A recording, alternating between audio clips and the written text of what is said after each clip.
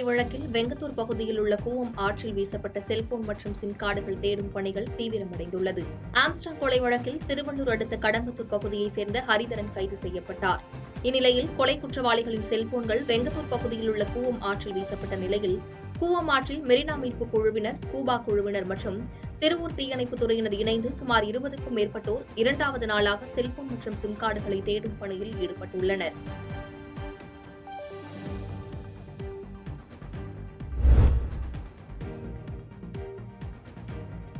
மாவீரன் அழகுமுத்துக்கோன் 267வது குருபூஜை விழாவை முன்னிட்டு 2ஆம் ஆண்டு மாட்டுவண்டி எல்கை பந்தயம் நடைபெற்றது. புதுக்கோட்டை மாவட்டம் மணல்மேல்குடி பேருந்து நிலையம் அருகே மாவீரன் அழகுமுத்துக்கோன் 267வது குருபூஜை விழாவை முன்னிட்டு 2ஆம் ஆண்டு மாட்டுவண்டி எல்கை பந்தயம் நடைபெற்றது. இந்த பந்தயத்தில் பெரிய மாடு, நடுமாடு, கரிச்சான் மாடு என 3 பிரிவுகளாக நடைபெற்ற போட்டியில் திருச்சி, மதுரை, தஞ்சை, ராமநாதபுரம், சிவகங்கை உள்ளிட்ட பல்வேறு மாவட்டங்களில் இருந்து கொண்டுவரப்பட்ட 100க்கும் மேற்பட்ட மாட்டு வண்டிகள் கலந்து கொண்டன. போட்டியில் ஒவ்வொரு பிரிவிலும் முதல் 3 இடங்களை பிடித்து வெற்றி பெற்ற மாட்டுவண்டி உரிமையாளர்களுக்கு ரூபாய் 3,15,000 ரொக்க பரிசும் கோப்பைகளும் வழங்கப்பட்டது. பந்தயத்தை சாலையின் இருபுறத்திலும் நின்று ரசிகர்கள் மற்றும் பொதுமக்கள் கண்டுகளித்தனர்.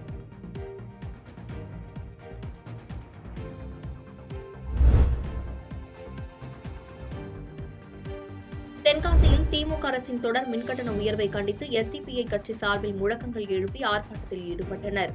தென்காசி மாவட்டம் புதிய பேருந்து நிலையம் முன்பு மின்கட்டண உயர்வை கண்டித்து எஸ்டிபிஐ கட்சியின் சார்பில் கண்டன ஆர்ப்பாட்டம் நடைபெற்றது. மாவட்ட பொதுச் செயலாளர் சையது தலைமையில் நடைபெற்ற இந்த ஆர்ப்பாட்டத்தில் மாநில பொதுச் செயலாளர் நிஜாம் முகைதீன் பங்கேற்று கண்டன உரையாற்றினார். இதனைத் தொடர்ந்து தொடர் மின்கட்டண உயர்வை கண்டித்தும் விலைவாசி உயர்வை கட்டுப்படுத்த வலியுறுத்தியும் கண்டன பதாகைகள் ஏந்தியபடி ஆர்ப்பாட்டத்தில் ஈடுபட்டனர். இந்த ஆர்ப்பாட்டத்தில் தமிழக அரசுக்கு எதிராக எஸ்டிபிஐ கட்சியைச் சேர்ந்த நிர்வாகிகள் மற்றும் தொண்டர்கள் என 100க்கும் மேற்பட்டோர் கலந்து கொண்டு கண்டன கோஷங்கள் எழுப்பினர்.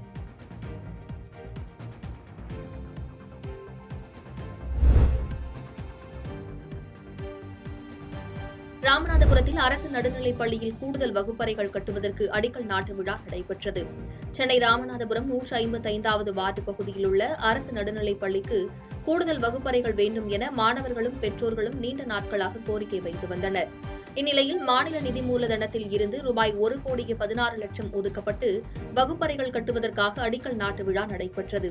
இதில் மதுரவாயில் தொகுதி எம்எல்ஏ காரம்பாக்கம் கணபதி பங்கேற்று பூஜையுடன் துவக்கி வைத்தார். இந்த பூஜையில் அதே அரசு பள்ளியில் படிக்கும் பெண் குழந்தைகள் பங்கேற்றனர். அதனைத் தொடர்ந்து அதே பகுதியில் புதிய அரசு ரேஷன் கடை ஒன்றை எம்எல்ஏ கணபதி மக்கள் பயன்பாட்டிற்காக திறந்து வைத்தார்.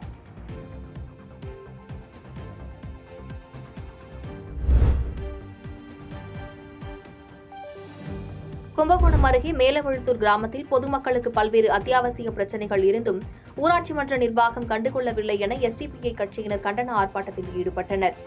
தஞ்சாவூர் மாவட்டம் கும்பகோணம் அருகே பாபநாசம் தாலுகாவில் அமைந்துள்ள மேலவழுத்தூர் ஊராட்சியில் சுமார் 3000க்கும் மேற்பட்டோர் வசித்து வருகின்றனர். இந்த நிலையில் பல ஆண்டுகளாக பொதுமக்களின் அத்தியாவசிய தேவைகளான சாலைகள் குண்டும் குழியுமாக காணப்படுவதாகவும், சரியான குப்பை தொட்டிகள் இல்லாமல் சாலைகள் முழுவதும் குப்பையாக காட்சியளிப்பதாகவும், இதுகுறித்து ஊராட்சி நிர்வாகம் கண்டுகொள்ளாமல் இருப்பதாக கூறி மேலவழுத்தூர் பேருந்து நிலையம் அருகில் எஸ்டிபிஐ கட்சியினர் ஆர்ப்பாட்டத்தில் ஈடுபட்டனர்.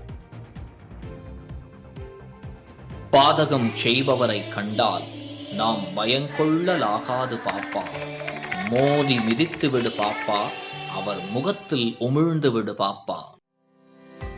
அண்மை செய்திகளை உடனுக்குடன் தெரிந்து கொள்ள இணைந்திருங்கள் இயம்நாடு தொலைக்காட்சியுடன்.